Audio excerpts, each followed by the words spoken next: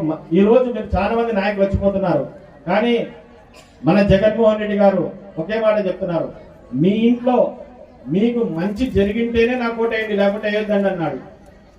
మళ్ళీ అప్పుడు మనం కూడా గౌరవంగా ఆయన చేసి అంత ధైర్యంగా అడిగే నాయకులు ఎవరైనా ఉన్నారా చెప్పండి. మేము కూడా చేయలేము అట్లాంటి పనులు. మేము గుళ్ళలోకి వచ్చినప్పుడు రోడ్లు అడుగుతారు, చేస్తాంలేమని చెప్పిపోతాం. మళ్ళీ 5 సంవత్సరాలకు వచ్చి ఆ రోడ్డు బాగుందంటే గర్వంగా ధైర్యంగా సందులైపోతాం, లేకుంటే పోలేము.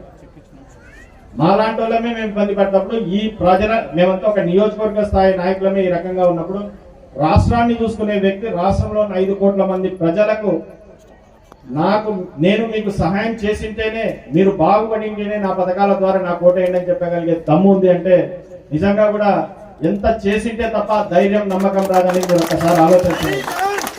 కాబట్టి ఇవన్నీ గుర్తుపెట్టుకోండి. ఇంతకంటే కూడా ఎక్కువ చేస్తామని చెప్పి తెలుగుదేశం పార్టీ వాళ్ళు రాబోయే కాలంలో మీకు ఇంకో వారం రోజుల్లో వస్తారు, మన ఇళ్ల ముందరికే వస్తారు.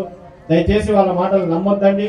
మనకి ఇప్పుడు ఎవరైతే సహాయం చేస్తున్నారో, ఈ రకమైనటువంటి కార్యక్రమాలు చేస్తున్నారో, ఇంతకంటే మంచి కార్యక్రమాలు మనకి ఇంకా మీరు జగన్మోహన్ రెడ్డి గారిని మళ్ళీ ముఖ్యమంత్రిని చేసుకుంటే ఇంకా ఇంతకంటే మంచి కార్యక్రమాలన్నీ కూడా మనం చేసుకోగలమని చెప్పి మీకు తెలియజేసుకుంటూ, ఈ రోజు కొద్దిగా మా వల్ల మీకు వేరే కార్యక్రమాలు పోవడం వల్ల లేట్ అయింది, మమ్మల్ని మన్నించవలసిందిగా కోరుకుంటూ సెలవు తీసుకుంటాం.